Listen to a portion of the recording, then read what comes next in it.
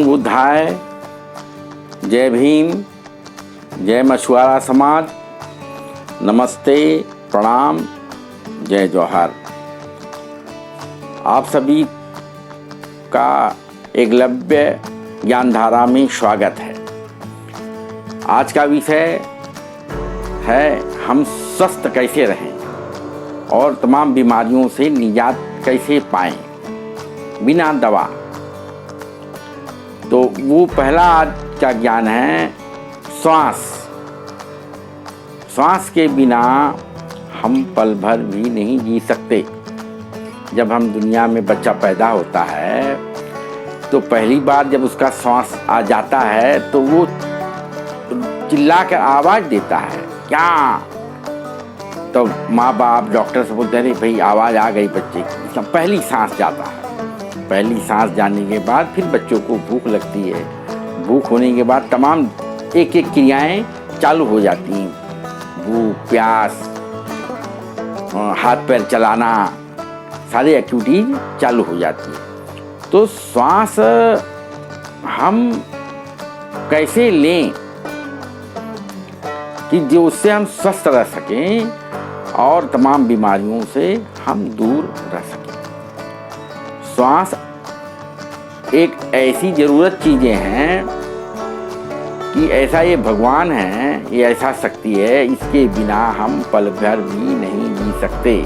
अगर हमें श्वास नहीं मिलता है, कोई कह दे भाई बहुत ज्ञान की बात है सुन लीजिए, तो हम पल भर भी सुनना नहीं पसंद करेंगे। पहले सोचेंगे हमें श्वास पहले लेने दो। तो श्वास ऐसी क्रिया है, प्रकृति ने अपने को 2 नाक दिए हैं और 2 फेफड़े दिए हैं। तो इस 2 नाकों में से बाहर की हवा जो है, जिसमें नाइट्रोजन है 78%, ऑक्सीजन है 21%, और उसके बाद 1% जो है उसमें neon, argon, xenon, krypton, carbon dioxide, carbon monoxide, methane gas, ये तमाम गैसें हैं। तो हम जब हवा लेते हैं एक बारी में आधा लीटर के लगभग लेते हैं, तो उसमें ऑक्सीजन लगभग 21% रहता है। लेकिन जब जाता है वहाँ पे अंदर, और कार्बन डाइऑक्साइड जो है 0.04% रहता है। अंदर जाने के बाद जो है हमारे श्वास नलिका से होते हुए ट्रैकिया में पहुँचना, लंग्स जो है 2 फेफड़े जो है कुआं के समान रहते हैं। उसमें अलवेलाए रहते हैं जो 17-18 करोड़ की संख्या में रहते हैं, छोटे छोटे फुग्गे। उसमें जो है अशुद्ध रक्त शरीर से हृदय के द्वारा उसमें जाते हैं शुद्धिकरण के लिए। और जैसे उसमें जाते हैं तो हम जो ऑक्सीजन लेते हैं, जो हवा लेते हैं, उसमें से 4% ऑक्सीजन शरीर खींच लेती है, शरीर खींच लेती है। और बाकी जो है 0.04% ऑक्सीजन जो है और 4% कार्बन डाइऑक्साइड वापिस हो जाती है, और लगभग 16% ऑक्सीजन फिर से वापिस हो जाती है। और साथ में वाटर जो है, पानी के भाप भी बन जाते हैं, वो भी वापिस आ जाते हैं जब हम उसको जो है रेचक करते हैं। रेचक मतलब बाहर फेंकते हैं। और ऑक्सीजन के बिना हम जो भोजन करते हैं, कोई भी भोजन करते हैं, तो उससे ग्लूकोज बनता है। तो ग्लूकोज जो है, जो ऑक्सीजन हम लेते हैं, वो ऑक्सीजन के बिना वो ग्लूकोज टूटेगा नहीं, और ग्लूकोज से ऊर्जा, एनर्जी और पानी बन जाता है। ऊर्जा और पानी, और वही ऊर्जा जिसको बायो एनर्जी कहते हैं, उसे हमारे शरीर में देखने, चलने, फिरने, जनन प्रजनन, और फिर जो है बोलना, पढ़ना, लिखना, कमाई करना, दौड़ना, चढ़ना, ये सब चीज़ें हम कर पाते हैं कि क्यों? ऊर्जा हमें उपलब्ध हो जाती है। इसलिए पानी भी खूब पिएं, जिससे पानी की ज़रूरत रहती है। बिना पानी के जो है आपका ग्लूकोज जो है, जो खाना खाते हैं, लीवर ग्लूकोज जब बना देता है, तो बिना ऑक्सीजन के वो टूटेगा नहीं, उससे ऊर्जा नहीं बनेगी। इसलिए अगर लंबी उम्र जीना है, स्वस्थ भरा जीवन जीना है, तो इस श्वास के भेद को जानिए।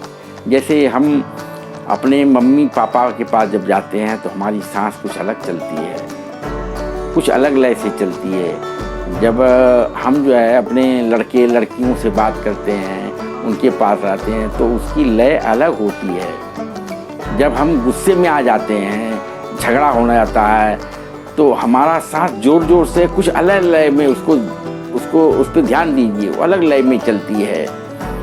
और जब हमारी शादी भी आ जाती है, हम वासना से ग्रसित रहते हैं, तो अलग ढंग से हमारी सांस चलती है। जब हम दुखी रहते हैं, घबरा जाते हैं भय में, तो सांस अलग लय में चलती है। तो अगर हम उस पर बराबर स्टडी करें, ध्यान दें कि कौन से स्थिति में जब हम खुश में रहते हैं तो हमारी सांस की लय कैसे चलती है, वासना में है तो कैसे चलती है, वात्सल्य में है तो कैसे चलती है। अगर उसको ध्यान दें तो जैसे आप व्हीकल्स की गाड़ी गियर बदलते हैं ना, तो आप जब चाहिए वैसे आप खुश रह सकते हैं, वैसे सांस लेने लगे। जब आप खुशी में थे तो आपकी सांस कैसे चल रही थी, किस लय से चल रही है, उस लय को बराबर ध्यान रखिए। आप तुरंत जो है गियर बदल जाए, आप खुश हो जाएंगे। अभी देखिए दुखी हैं तो सांस जो है अलग ढंग से चलेगी आपकी। कोई मर गया है, दुख हो गया, सांस अलग ढंग से चलती है। तो सांस का इसी को भेद को ही तो प्राणायाम कहते हैं। सांस मनुष्य जो है 12 से लगभग 18 बार 1 मिनट में सांस लेता है। वहीं कुत्ता जो है, कुत्ता 18 से 20 बार 25 बार तक लेता है 1 मिनट में। चूहा जो है लगभग 86 टाइम जो है पर मिनट जो है वो सांस लेता है। तो सांस जितना कम और लंबी सांस हो, उसकी उम्र उतनी होगी। उम्र का राज इसी सांस में है। कछुआ जो है 2 से 3 बार 1 मिनट में सांस लेता, केवल 2 से 3 बार। उसकी उम्र कितनी है? उसकी उम्र लोग कहते हैं भाई 500 साल, 600 साल, 800 साल की उम्र रहती है कछुआ की। तो अगर हमें कुछ बीमारी हो जाती है, जैसे इस समय कोरोना हो गया था लोगों को, कोरोना में सांस उथला हो गया था, शॉर्ट, उसको बोलते हैं शॉर्ट ब्रीदिंग, जल्दी। पल्स रेट जो है आदमी का पल्स मतलब हृदय की धड़कन जो इसमें नाड़ी में रहती है, तो 60 से जो है 90-95 तक रहती है नॉर्मल, तो 100 के ऊपर चली जाती है। और सांस जो है उथला हो जाएगा, मतलब तुरंत गया तुरंत बाहर, तुरंत गया तुरंत बाहर। 1 मिनट में जो है कम से कम 30-35 बार हो जाएगा। तो जितनी बार हो जाएगा ज़्यादा से ज़्यादा, उतनी हमारी उम्र कम होती जाएगी और हम बीमार लगने लगते हैं। इसलिए सांस का राज्य है कि इस सांस के ऊपर कंट्रोल रखिए, प्रैक्टिस करिए। प्राणायाम मतलब जो लंबी सांस लें। जैसे आपने बच्चों को देखा होगा, सोते समय बच्चे पेट से सांस लेते हैं। पेट से सांस लेते हैं तो कितने एनर्जेटिक रहते हैं। तो नाभि तक जब सांस जाती है तो पूरा का पूरा फेफड़ा भर जाता है ऑक्सीजन से, और जितना ज़्यादा ऑक्सीजन शरीर में जाएगा उसी हिसाब से कार्बन डाइऑक्साइड बाहर निकल जाएगी। और हमारे जो रक्त में, जो ब्लड में जो गंदगी रहती है, जैसे हम तो टॉयलेट पेशाब करने से गंदगी निकाल लेते हैं, लेकिन खून की गंदगी कैसे निकालोगे? अगर सांस उथला लोगे तो नहीं निकलेगा। तो खून के गंदगी का नाम क्या है? Urea, creatinine, uric acid. बोलते हैं यूरिक एसिड बहुत दुख रहा बाबू, जीवन एकदम नरक हो जाती है। यूरिया बढ़ गया तो किडनी फेल हो गया, क्रेटिनाइन बढ़ गया, किडनी फेल हो गई। क्यों? छन्ना खराब हो गया। तो इसलिए थोड़ा सा नियमित व्यायाम, सांस फास्ट करें। तो सांस फास्ट करने, जितना फास्ट लेकिन लंबा कर ले। जैसे अभी ले रहे हैं, यहाँ तक जाए और फिर फेंक रहे हैं, तो फेंकने पे जोर दें। आप लोग अगर देखा होगा गांव में पहले जो कुआं रहता था, तो कुआं जैसे फेफड़े की तरह रहता है। अगर कुआं फट गया है, दुर्गंध आता था, तो पानी सब लोग उलझ देते थे, पानी उलझ देते थे, तो नई नई सोती और उसमें से नया नया पानी आ जाता और पानी भर जाता था।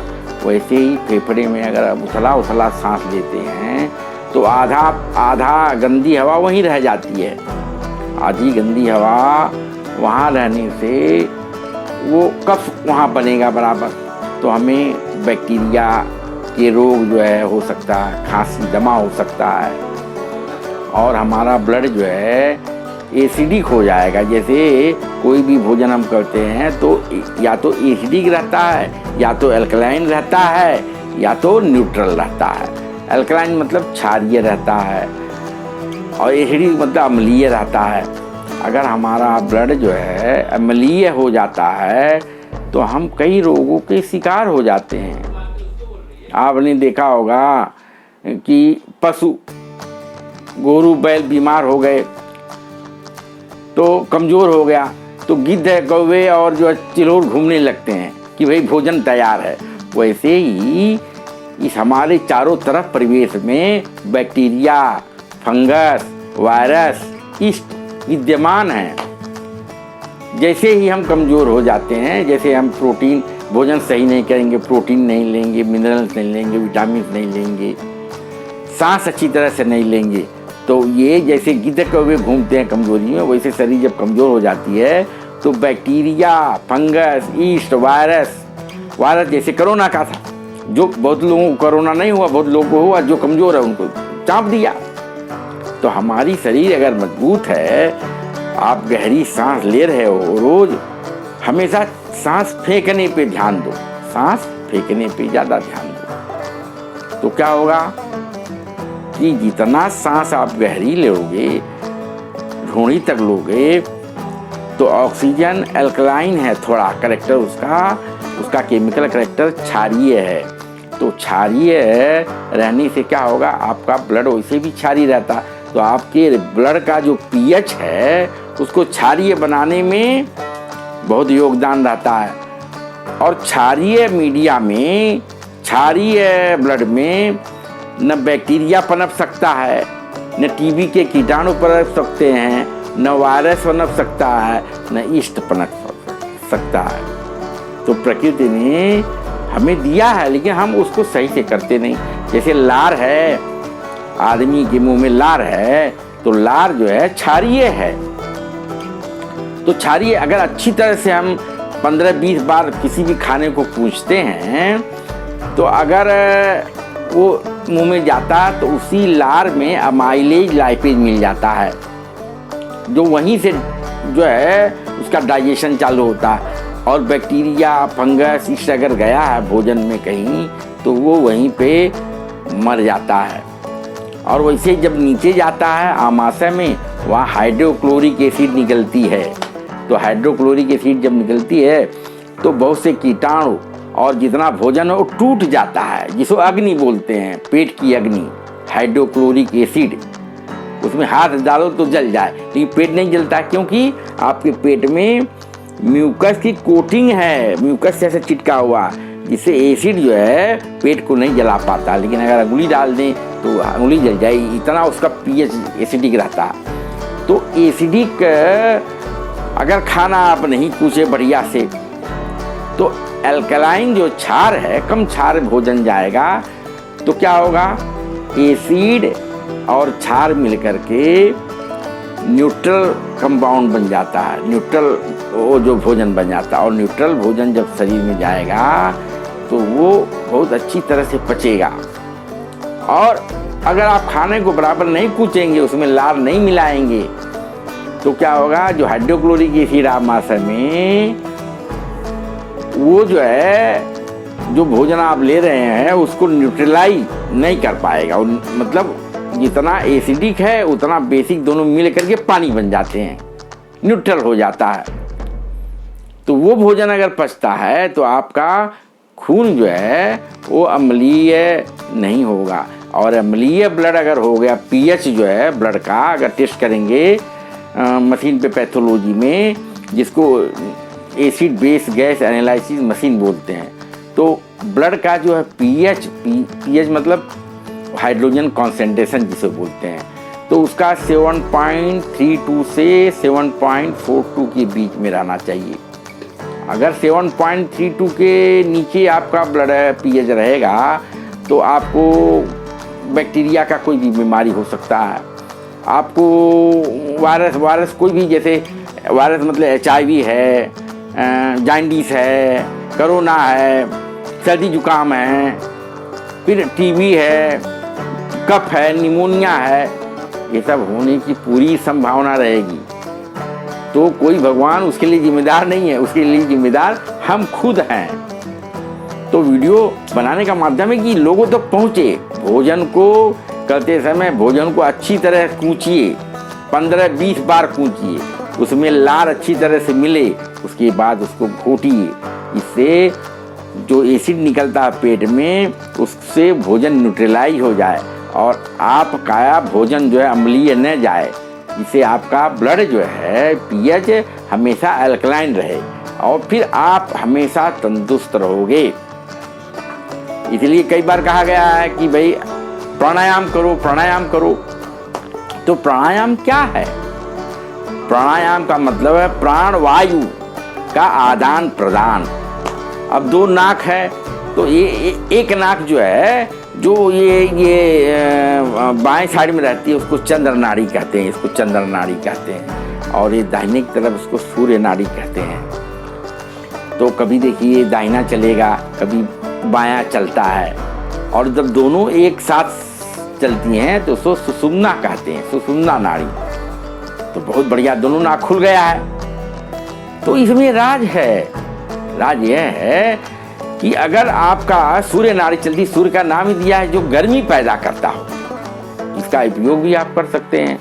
जैसे आप कहीं ऐसी जगह फंस गए पहाड़ी जहाँ बहुत ठंडी है, बिस्तरा नहीं है, कंबल नहीं है, कुछ नहीं है, अब क्या करोगे, कैसे करोगे, जियोगे, मरने की नौबत आ गई, तो क्या करें, आप बायां नाक बंद कर लीजिए और इसी दाहिने से ही सांस लीजिए और फेंकिए। आप 5 मिनट में देखेंगे आपका शरीर पूरा तप्त हो जाएगी, गर्मी हो जाएगी। इसलिए इसका नाम है सूर्य नाड़ी। लेकिन लावजह इसे मत करिए, नहीं तो नुकसान हो सकता है आपको। और कहीं गर्मी में पड़ गए, रेगिस्तान में पड़ गए, वहाँ कुछ नहीं व्यवस्था, घर द्वार, बहुत लू चल रही है, तब क्या करिए, तो आप जो है दाहिनी नाक को बंद कर लीजिए और बाएं से चलाइए, बाएं से लीजिए, बाएं से छोड़िए। तो क्या शरीर एकदम ठंडा हो जाएगी, आपको छींक आने की सर्दी हो जाएगी, शरीर एकदम ठंडा हो जाएगा और गर्मी से आप बच जाएंगे। तो इसका उपयोग कैसे, सूर्य नाड़ी, चंद्र नाड़ी। चंद्र नाड़ी मतलब जो ठंडाई देता हो, इसलिए तो वो चांदनी रात में निकला गाना कितना बनाया गया हुआ। और सूर्य, तपती हुई सूर्य जो गर्मी देता हो।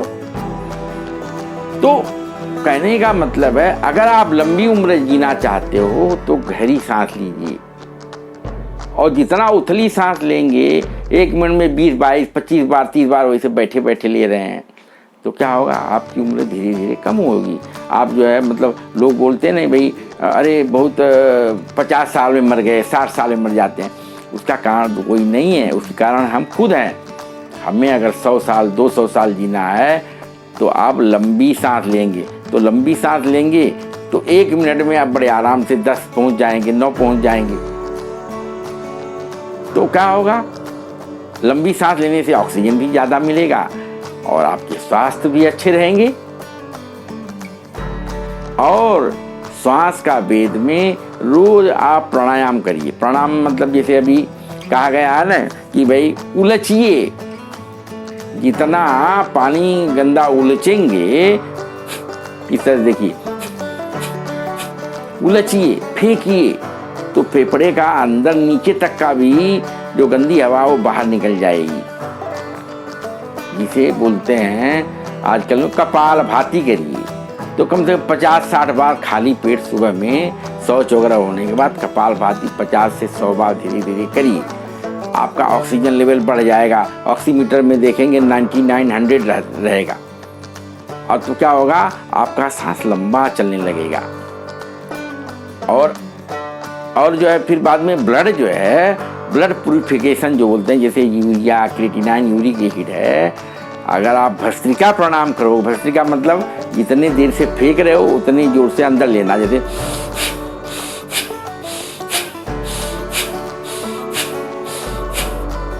भस्त्रिका प्राणायाम हो गया। भस्त्रिका प्राणायाम करेंगे तो ऑक्सीजन लेवल बढ़ने से पूरा जोर जोर से चलेगा आपका ब्लड और जल्दी छनेगा और किडनी में जल्दी जाते ही यूरिया, क्रिएटिनाइन, यूरिक एसिड जो जहरीले पदार्थ हैं खाना पचने से ये खून में बनते हैं। ये जहरीला पदार्थ गंदगी जैसे दातुन कर लेते हैं, जीभ छोड़ लेते हैं, टट्टी कर लेते हैं, लेकिन खून की गंदगी कैसे निकालोगे? तो खून की गंदगी भस्त्रिका प्राणायाम कपालभाति से निकलेगा। और अगर जैसे आपको कुछ दिमागी परेशानी है या तनाव है तो आप जो है अनुलोम विलोम जैसे बाएं नाक से सांस लीजिए और दाहिने से छोड़िए, फिर इसे लीजिए, फिर बाएं से छोड़िए, बाएं से लीजिए, दाहिने से छोड़िए, दाहिने से छोड़िए, बाएं से लीजिए, ऐसे 50-60 बार करिए तो आपका ऑक्सीजन लेवल बढ़िया रहेगा और ब्लड का पीएच जो है हमेशा अल्कलाइन रहेगा। अल्कलाइन रहने से आपके शरीर में ये इस यूनिवर्स में चारों तरफ जो फैले हुए बैक्टीरिया हैं, वायरस हैं, यीस्ट हैं, आपके शरीर पे नहीं आएंगे। और आप भोजन अच्छी तरह से चबा खाइए। प्रोटीन, दाल में प्रोटीन ज़्यादा रहता है तो दाल ज़रूर पीजिए। दाल नहीं है तो दूध है, दूध खाइए, दही खाइए। दूध दही नहीं है तो प्रोटीन जो है आपके आटे में भी प्रोटीन है, रोटी में भी अच्छी रोटी खाइए, चबा के खाइए। और साग सब्जी जो हरी चीज़ें हैं उसमें क्लोरोफिल रहता है। क्लोरोफिल क्या करता है? आपको रोग प्रतिकारक शक्ति देता है और लंबी सांस लेने में मदद करता है। इसलिए गहरी सांस लें, लंबी सांस लें, आदत डालें, धीरे धीरे होगा। और जैसे ही गहरी सांस आप लेने लेंगे आपकी उम्र बढ़ जाएगी। आप 150 बरस बड़े आराम से जी लोगे, लेकिन उथला सांस लोगे तो उतनी कम उम्र हो जाएगी और आप कमज़ोर भी रहोगे। तो श्वास का भेद जो है बड़ा ज़रूरी है। और इसके बाद हम दूसरा भी वीडियो लाएंगे, भोजन के ऊपर लाएंगे। भोजन कैसे, तो अब पहले इसमें वीडियो में कि हम श्वास कैसे लें। श्वास कैसे लें? गहरी सांस लें और सांस को फेंकते समय ज़रा जोर से फेंके। बैठे रहें, घर बैठे रहें, काम करते रहें, हमेशा याद रखें कि सांस को फेंकना है, किसी को पता नहीं चले। तो आप धीरे धीरे आपका स्वास्थ्य हमेशा ठीक रहेगा। आप जो डायबिटीज से बच जाएंगे। जैसे पेट हिलेगा तो पैंक्रियाज का एक्सरसाइज होगा। जैसे हम डंबल उठाते हैं इस तरह से तो यहाँ मांस मजबूत हो जाता है, वैसे पैंक्रियाज जो है आपका मजबूत हो जाएगा। तो उससे इंसुलिन निकलेगा ढंग से, ग्लूकागॉन निकलेगा, जो ग्लूकागॉन जो है जो बढ़ा देता है अपना शुगर को, और इंसुलिन जो है कम कर देता है। तो आपको डायबिटीज नहीं होगी। फिर बाद में आपकी किडनी के ऊपर जो है एड्रेनलिन ग्लैंड्स रहता है, वह एक्टिव रहेगा, आप स्वस्थ रहेंगे। तो आप जो है दुनिया भर के ग्रहों के चक्कर में मत पड़िए कि ग्रह चाप दिया, शनि है, गुरु के आ गया है, इसके गोद में बैठ गया, इसको बर्बाद कर दिया, अब आपके ऊपर शनि है, साढ़े साथी है। नहीं, आपके शरीर में 9 छिद्र हैं, 2 आँख, 2 नाक, 4, 1 मुंह, 5, 2 कान, 7, एक पेशाब की जगह 8, एक टट्टी की जगह 9 यही ग्रह हैं। आँख, 2 नाक, मुंह, कान, पेशाब की जगह और टट्टी की जगह, ये 9 जो द्वार हैं ये आपके ठीक रहें, आप स्वस्थ रहेंगे। तो इस ग्रह का ध्यान दीजिए।